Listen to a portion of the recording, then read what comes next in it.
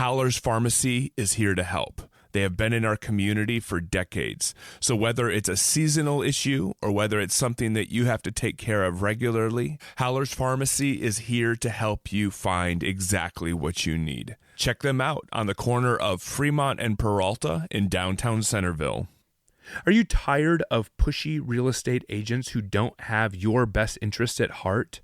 Give Jennifer Petroselli a call.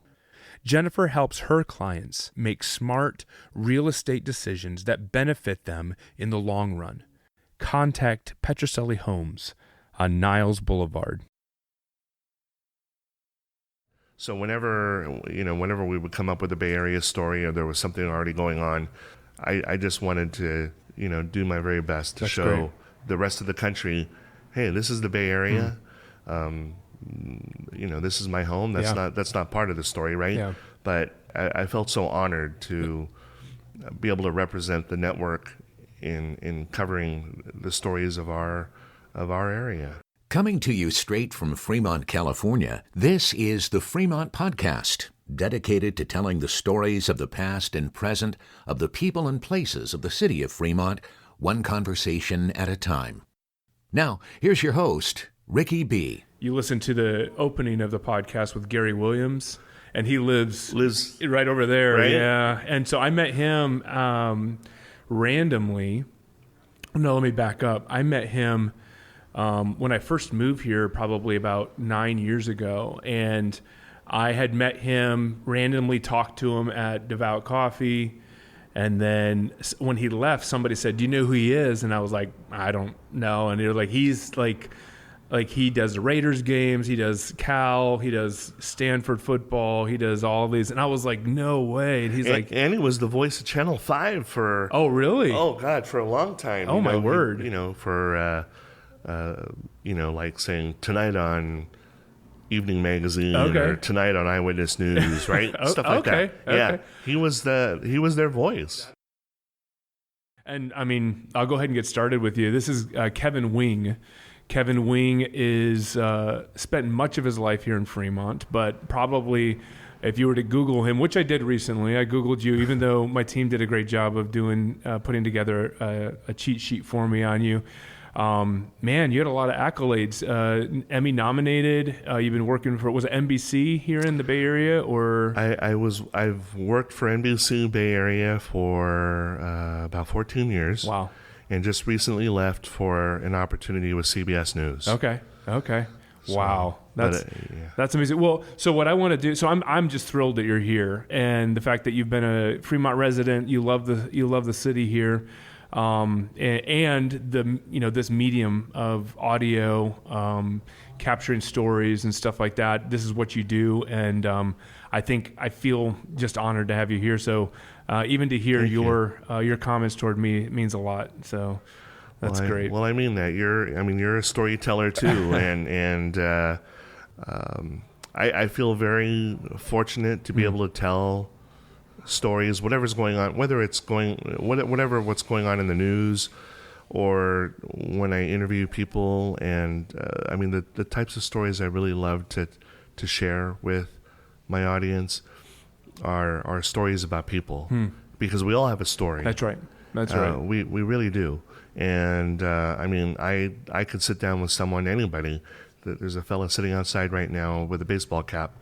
I could sit down with him for 15 minutes. Just tell me a little bit about yourself, right?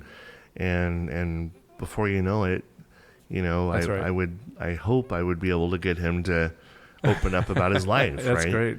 It's everyone's lives have a story, and everyone has an interesting story to tell. That's great. And I think that a lot of times, it just takes us.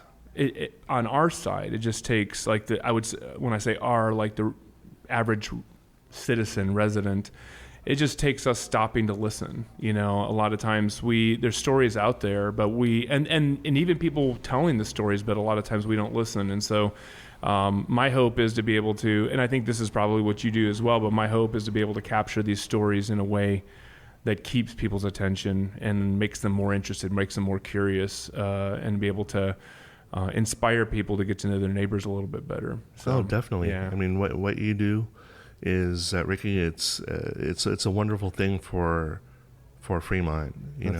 Brings people together. Yeah. And you always have guests in your studio with you. Yep. Who have a lot to share and talk about. Yep. And all of this helps bring the community together. That's right. And that's great. That's what it's really all about. That's great. Well, let's hear your story. What got you interested in doing media and the news, and what was that story like for you? Well, I tell you, when I was about 10, 11 years old, there were a couple of news events that were happening at that time that got me interested. The day that Patty Hearst was kidnapped in February of 1974. Wow. I just so happened to be home from school that day. My mom kept me home because I was sick. I was, had a cold or something, and so I, of course, was home, and I was watching the news later that afternoon. My mom would come home and she was watching the news, and it was just unfolding in front of me. And I remember that, what was going on with Patty Hearst very, very well. It stuck in me, right? Wow. It stuck with me, rather.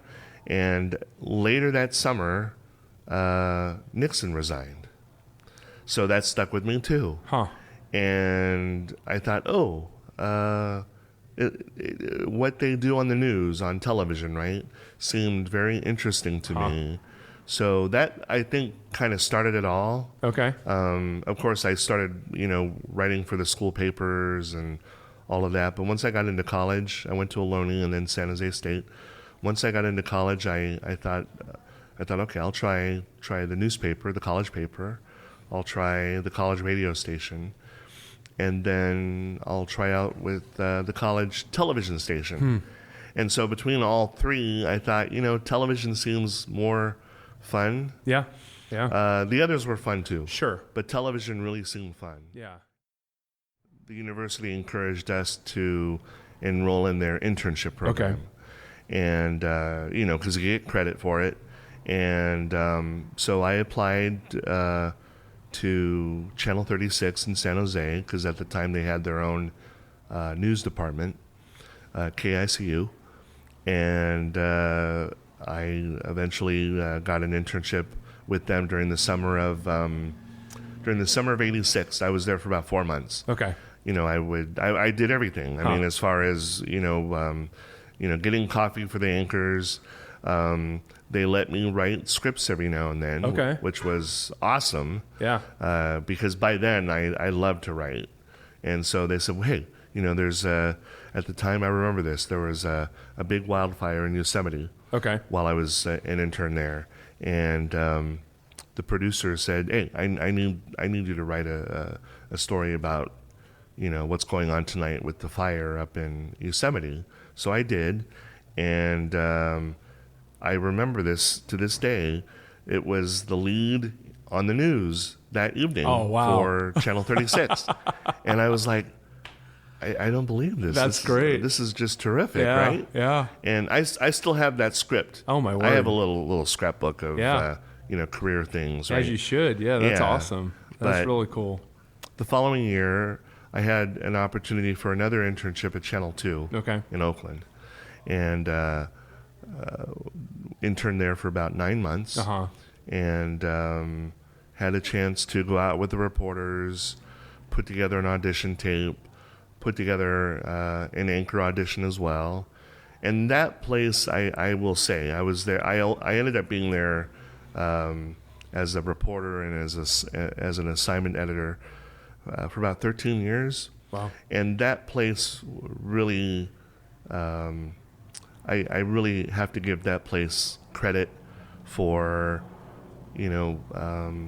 making the journalist who I am still to this day. Yeah. Wow. It really was just a wonderful experience. That's great. Please consider donating $1 a month on a reoccurring basis to help this podcast that you enjoy. buymeacoffee.com/the Fremont Podcast /membership. My mom and dad moved our family here to Fremont when I was a month old. Oh, wow. Back in 1963, summer of 63. And it was a long time ago.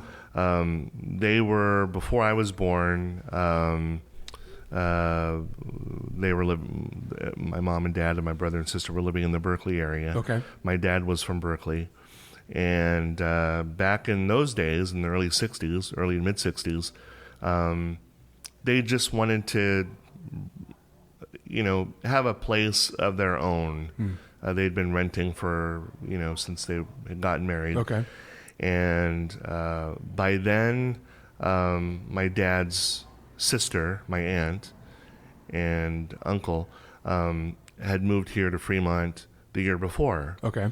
And so, they wanted to, they thought they'd been out here already, and they'd seen, how Fremont was on the verge of growing, but yet it was still still out in the country, so to speak, right? Right. And they wanted to get away from the bustle of Berkeley. Yeah. Yeah. And so they settled us in Irvington, and nice suburban neighborhood, new schools, new parks, and just a nice place to grow up. Yeah. And so that's where I spent probably the first 7 or 8 years of my life. Okay. And did you go to like the Irvington schools then as well? I went to so the elementary school in the neighborhood at the time was Timothy Ricks Elementary. Okay. It's not around anymore. I mean, it was built at the time back in the early 60s when that neighborhood was growing, Okay. and of course a lot of children Yeah. were in the neighborhood, right? Yeah.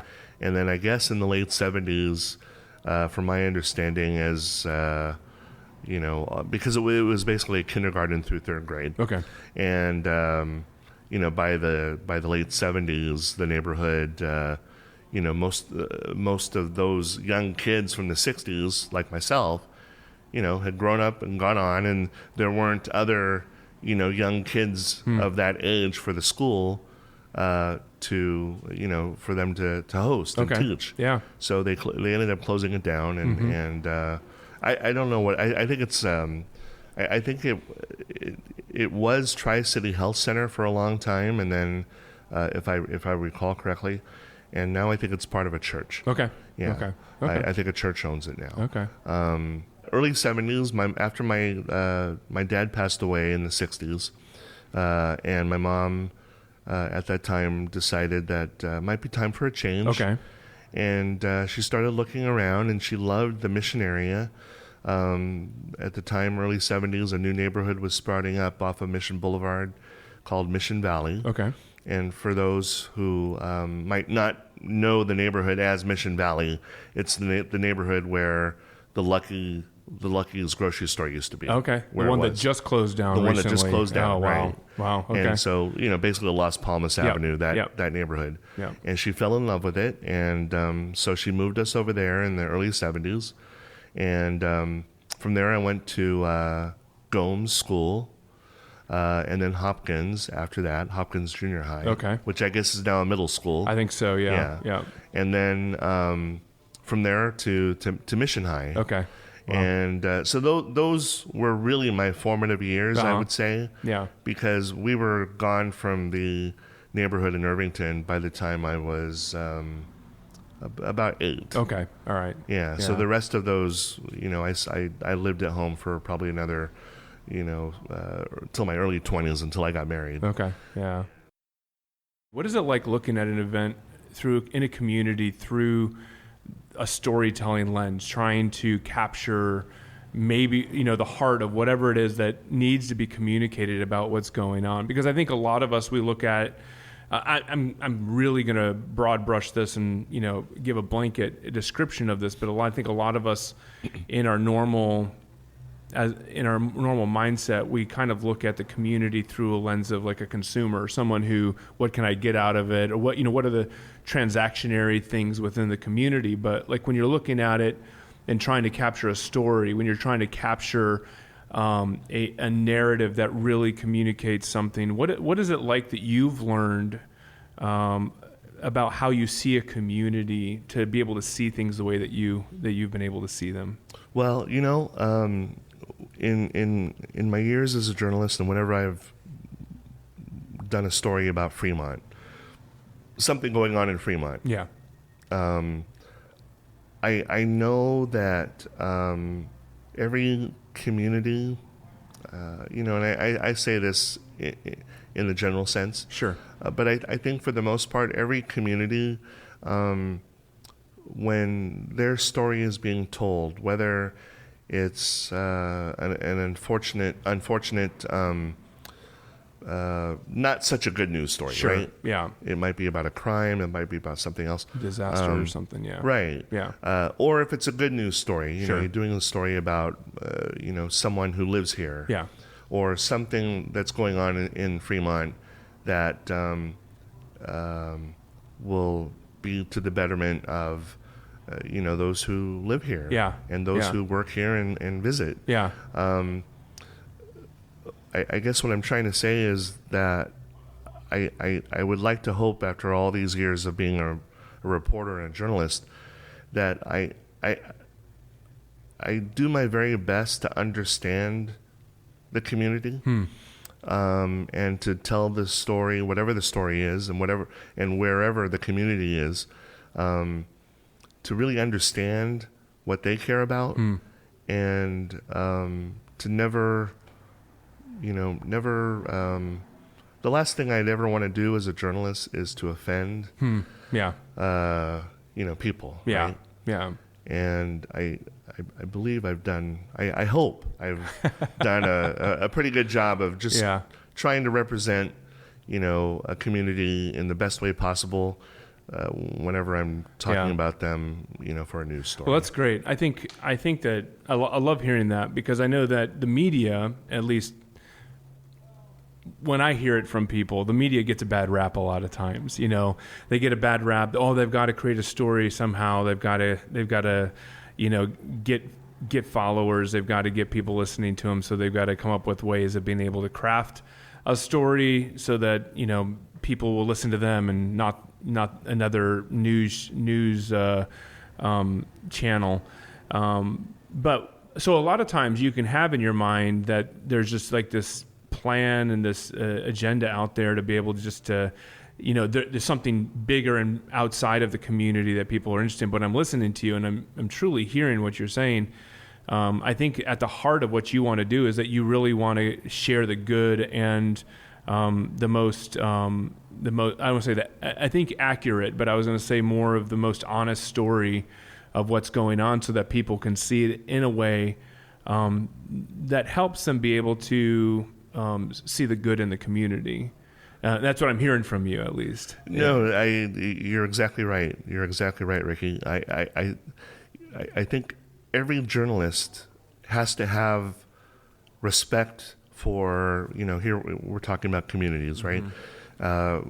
We, in our jobs as journalists, we have to do our very, very best to respect, whenever we come into town to do a story. Yeah. We have to understand how those stories are going to affect the people who live here. Yeah. Whether it's in a good way, Yeah. or unfortunately in a perhaps not such a good way. That's right. Yeah. But I never take it for granted, especially in this town, because this is my hometown. Yeah. Fremont's my home. Yeah. I do my very best all the time as a journalist never to take what I do for granted, and that I've been given this skill and this tool as a communicator to tell those stories, right? That's great. I mean, it's a privilege. It is. And I would never want any audience or any, whether it's an audience or the residents of Fremont or any community, to feel as though I'm trying to make them look not so good. Yeah, right? That's great. Always want to do my best to put them in the best light possible. Yeah. What are some of the highlights of your career? And it doesn't necessarily have to be specifically Fremont focused, because I know your job wasn't just Fremont, right? When you were doing the work that you've been doing it all over the Bay Area. But what are some of the things? So maybe there's something that was a real highlight for you that maybe wasn't specifically here in Fremont. But what are some of the highlights of your career when you look at whether it's something a story you got to cover, something that was unexpected that you were able to become aware of or be able to experience, or maybe even some recognition. I mean, what are some of the highlights of your career that you look back on personally? Yeah, well, my family has always been very important to me, especially my mom, and she's passed on now. Okay. But when I first started out, she would see me on the news on Channel 2. That's one of the highlights. That's great. Of having your family. Yeah. Being able to watch you and see what you do. My mom was always very encouraging. Always said to me when I was growing up, I want you to do what you want to do. And when you know what you want to do, to do your best at it and work hard. And so that was always a highlight for me as far as my work in television is concerned. When for several years I was a producer for ABC News. Okay. I was based here, of course, and I would report stories for Good Morning America and World News Tonight, and I would cover basically all of Northern California and the Bay Area, say down to Central California. And I was very proud of this area, the Bay Area, as far as whatever we were reporting on, whether it was a news story or a feature story, or we were doing a profile about somebody. I always wanted to do my very best to represent the Bay Area in the very best way. I felt very honored to be able to do that type of work for ABC for almost 11 years. Wow. That they would entrust me to do this type of work for them, right? Yeah. And so whenever we would come up with a Bay Area story or there was something already going on, I just wanted to, do my very best to That's show great. The rest of the country, hey, this is the Bay Area. This is my home. That's not part of the story, right? Yeah. But I felt so honored to be able to represent the network in covering the stories of our area. Of our area. That's awesome. What was your, did you have a particular niche? I know sometimes people cover politics specifically, or people cover, weather or whatever. What was your niche that you had, or did you have one specifically over your career? I think my niche, it's probably, double-sided, is doing stories about people. Okay. Something I love to do. I love to talk to people. And, as I was telling you, I love to find out what makes them tick. What's their story, right? Yeah. Because we all have our own stories. And I love doing feature stories, too. What does that look like, a feature story? Oh, God. To me, in my mind, if I were to, say, for example, if I were to do a feature story about the Niles District. Sure. The history here is so colorful, right? Right. From Charlie Chaplin to, how this Niles Boulevard, this historic district, has grown through the years. Yep. And how Niles and the city of Fremont have managed to, preserve what Niles is. That's the kind of story I love to do. That's cool. Talking to the people who live here and work here, right? Yeah. And why is this part of town so special? Yeah.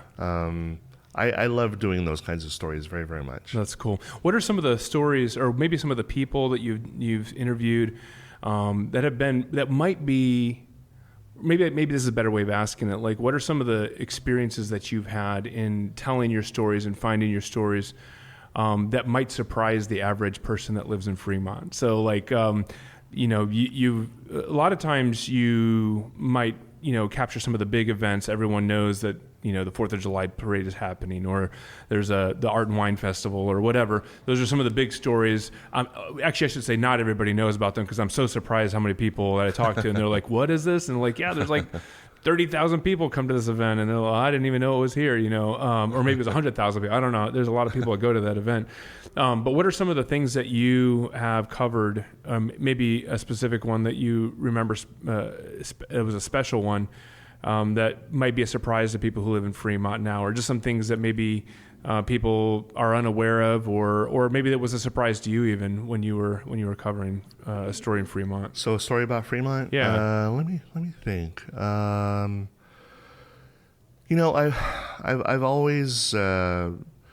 always loved doing. If I've ever been assigned to do a story about Fremont, whether it's how it's growing or what's new, like with the downtown area, the development of the downtown area. Yeah.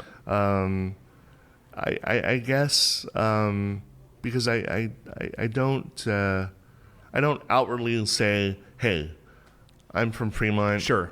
I'm going to own this story, right? I don't go that way, right? Yeah. But on the same token, in my mind, I know that I know Fremont very well, this area very well, right? So when I'm doing a story, and what I hope that I suppose what I hope the viewers and listeners and readers as well, might be surprised to know is that, oh, hey, he's one of us. Oh, yeah. He has history here. Yeah. He and his family have strong roots here, and he really cares. If they look me up or want to find out more about me, they will realize that, oh yeah, Fremont is really strong in his life. That's great. That's great. That's cool. I don't live here anymore, but I'm still a part of this community. That's great. Very much. I think those who live here, and again, of course, I don't live here any longer. Sure. I wish I did. It's one thing. Fremont has become a very expensive place. That's right. That's right. It is so hard to. It's so hard for a lot of people. To be able to.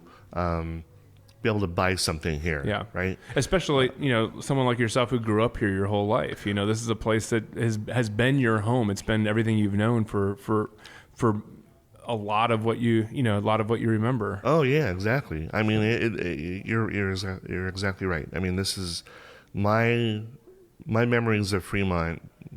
Go back to, as far back as the late '60s, right? Yeah. And I know how much it has changed. I'm grateful that many years ago, in another chapter of my life, I was able to buy a home here at that time. But things have changed so much in terms of how much homes do cost. That's right. Right? Yeah. And it's, I know too that the city is, City Hall is, all of our elected officials, they're doing their very, very best to provide, affordable housing for, right. The population and such, and I hope they'll continue to do that. Mm-hmm. But even with those, they are still, expensive. Yeah, that's right. So, hence, I'm more than just a few miles away from Fremont, but, I love living where I live now. Sure. And, but yeah, I wish Fremont were more affordable. Yeah. What are some of the things, and this is maybe more towards your craft as a storyteller. So what are some of the things that you, maybe just in the craft of storytelling, that you have learned about how to be able to discover those interesting parts of the story, the things that really help people pay attention? What are some of the things that you've learned about storytelling? And I know that you went to school for this, but I think there's a lot you can learn in the classroom, and but then you learn a whole lot when you're just out there with people. What is there anything that comes to mind that you think has been really a big lesson that you've learned in that art? Yeah, that's a great question, actually, and I would probably say that any type of story that could, inspire the human spirit. That's something I've learned over time. I mean, the media, being a part of the media, mainstream media, is not just an honor, but it's a privilege. Sure. And I don't take that lightly. And anyone who might say that I do doesn't know me. Yeah. I have so much gratitude for the work that I do. I mean, this is what I've always wanted to do, and I love doing it, and it doesn't feel like work at all. That's great. But I think what I've learned through the years, is that when I'm able to do stories that can inspire people, I think that's so important, not just for this area, not just for Fremont, but for any community. We're all, most all of us, we have our struggles. Yep. This period of time in our place in history right now, in this 2024 21st century, there are so many challenges, I think, for society, and what I think can bring us together is just understanding one another, understanding one another more. Yep. So through the storytelling, I try to look for that. I try to look for, any opportunity. Sometimes there are no opportunities. Sure. To tell a story in a certain way. Yeah. Right. Yeah. Sometimes a breaking story or an unfortunate sad news story. I mean, you don't have much time to tell it. Yeah. But I think that there's some way that a journalist like myself can reach out to the audience in a way that shows that, sure, I may not know you personally. I cannot say that I live on your street or shop at the same grocery store as you. But if there's something going on in your community, whether it's good or there's something that's not so good, I would just want everybody to know that I want to do my very best to understand, the community and how to get that message across and try to tell a story in a very balanced way, right? Not one-sided. Get everyone, as many opinions and interview as many people as I can to tell the story completely. That's great. I think that's probably the best way. That's great. Just trying to do stories like that would, inspire people and inspire the human spirit. Well, as we wrap it up, I want to ask you what else is your life? What else does Kevin Wing do with his life besides creating stories for the media? Like, what are some of the things that you enjoy doing with your extra time, and like, you have any hobbies, anything else that you really enjoy doing? Yeah, well, I love doing my best to stay in shape. Okay. For many years. That's great. Yeah, I mean, I try. Like, Yep. Like we all of us do. do. We all try. I used to be a runner. I was a runner for a long time. All right. And I don't do so much of that anymore. As they told me, at the time, it's like, running is terrific. Good for your heart and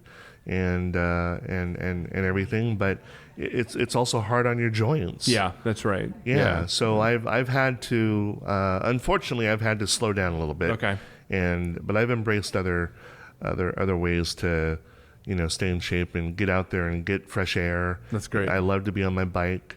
That's great. I even love, long walks, and I want to get back into tennis. I'm, even though I was a runner for a long time, I was also a tennis player for a long time. Okay. And so as I've gotten older, my knees have, kind of been telling me, you Sure. gotta slow down a little bit. But I want to get back out there again on the courts. And I mean, tennis is such a wonderful sport. Yeah. And not just for exercise, but just to have fun. That's great. So I love all that. I Yeah. love to read. I love to travel. Yeah. Do you? I'm just curious. I don't even know that this is true of you, but have you dabbled? I know you said that you did some writing for the newspaper. You helped out at Ohlone. You dabbled in. You did some radio work, and then most of what your career has been with television. Have you done anything else that maybe does not pertain to news along the lines of the same media? Like, have you tried writing any books or short stories, or have you done anything like that that maybe wouldn't be directly connected to your news career, but it's kind of along the same lines of what you love? Yeah, well, I'm an aspiring author. Okay. I want to write some children's books. It's Awesome. something I've always wanted to do. Children's books with a message, right? Yeah.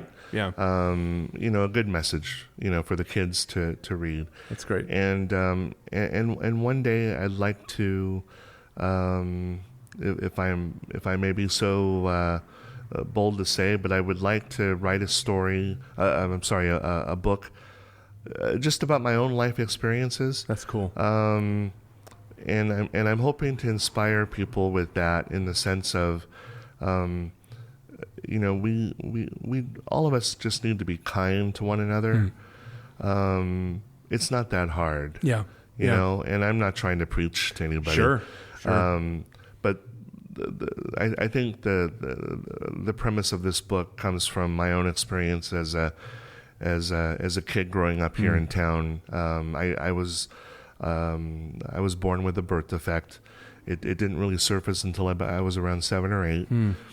And my mom took me to the best doctors, UCSF Med Center, and they said, "Oh, well, we can take care of him, but we got to wait till he's, full grown, right? So we may have to wait until he's out of high school." And but during that time of my life, there was a lot of taunting and bullying and teasing that was going on. And so I know it might sound strange to say I'm grateful for that experience. Yeah. But it helped me to be more, to have empathy for others. And I got a second chance as That's well. Great. Not everybody gets a second chance. Yeah. My mom asked me around the time I was 20, and she said, do you want to go through with that surgery?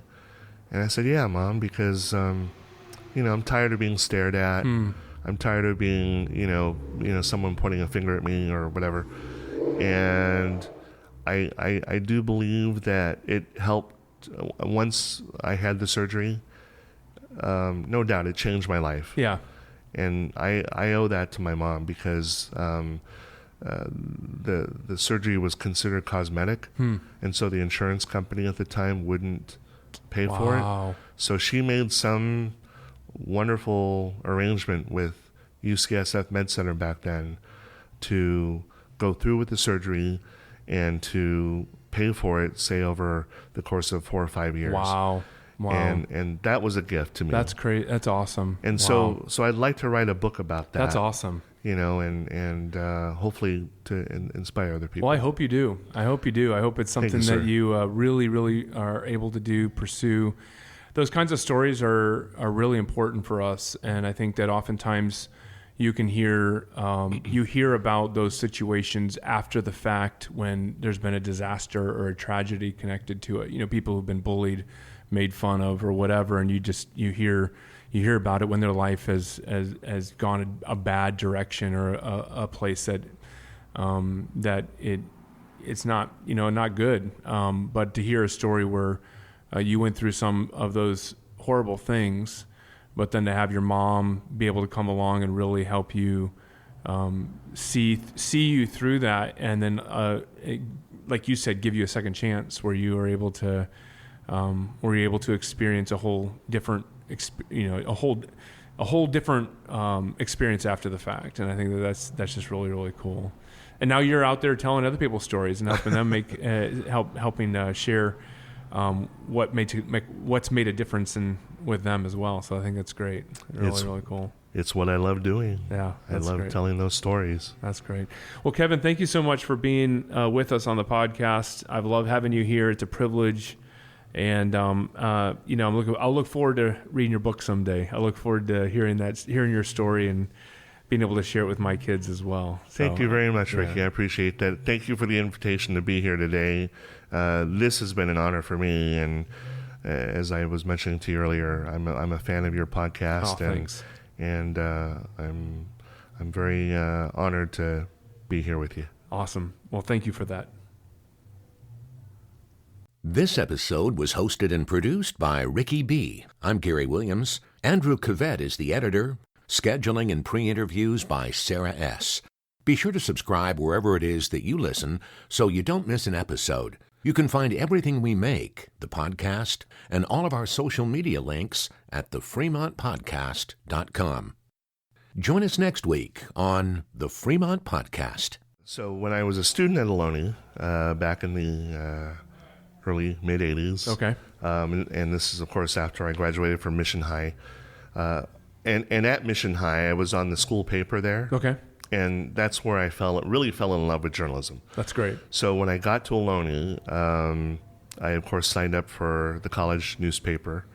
And I was with the college paper for a couple of years. And at one point, I was doing the college paper, not just as a writer, but as, a page editor and eventually editor-in-chief. Okay. But I was also spinning records and playing the role of news director for KOHL radio. Wow. And then being an anchor for the television newscast for Ohlone, right? So I was doing all three at the same time at one point. This is a Muggins Media podcast.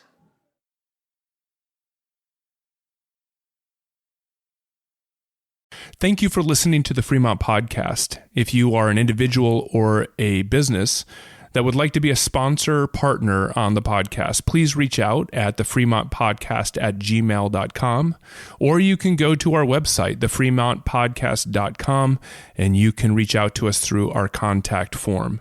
Thank you for listening, thank you for sharing, and thank you for your support.